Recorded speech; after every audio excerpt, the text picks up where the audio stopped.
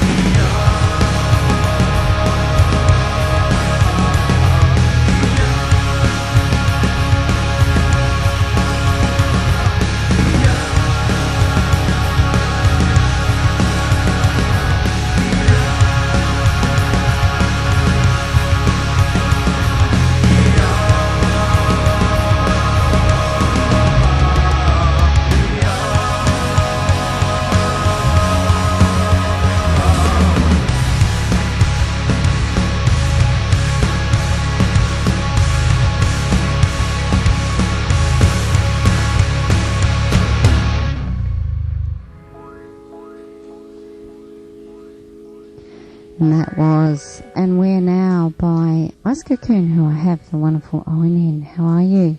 I'm very, very good and pleased to be here. Thank you. Yeah, it's great to have you here. I really, when I got this CD, I thought, wow, I really love this. It's really got a lot of guts to it.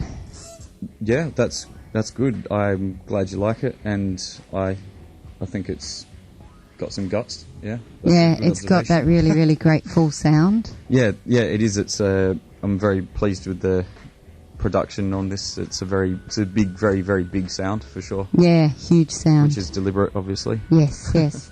So how many people played on the CD with you? This was actually, the core of it was just the three of us. There was myself and the two other guys that are formerly from Blood Red Renaissance. So, cool. Tom Kilsby on drums and Matthew Davis on bass. Yeah. So the three of us pretty much rehearsed a lot for 3 months, and then we went in and basically recorded it as live as possible, and then I overdubbed all the rest of the guitar parts. So it's basically three people, and then me working. You can get a really big sound from a trio, though. Definitely. Yeah, I mean, that's right. You've got to work a bit harder, I suppose. But then, like I said, we cheated by overdubbing as well, adding lots more many more parts, and usual. So what are you going to do when you play live? Have actually, a lot more musicians on stage. Well, the thing is, I actually think in terms of Icecocoon and in terms of the future of Icecocoon, this album is actually pretty stripped down in terms of, like, it's more of a rock sort of rock sort of thing, so it won't be too hard, really. Cool.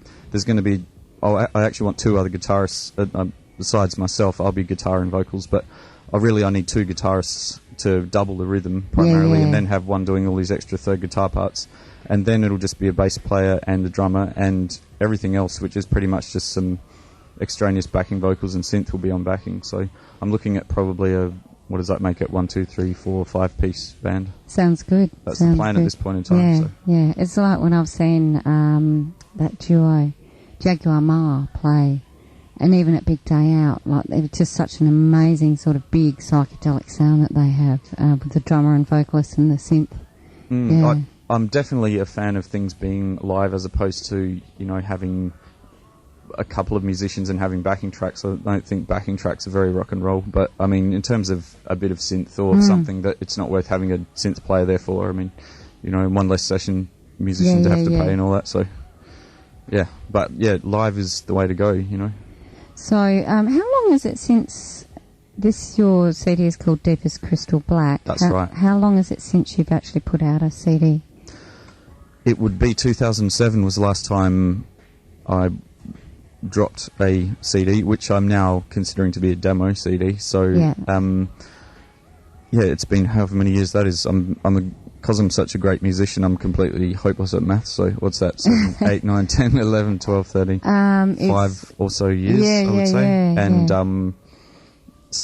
but that's all going to change. It's going to be ramping up in speed in terms of I'm actually planning on doing about an album a year for the next 4 years. Oh, cool. So you've had a bit of a hiatus, and what were you doing in that time? Were you doing lots of things, or you? Yeah, definitely. I was.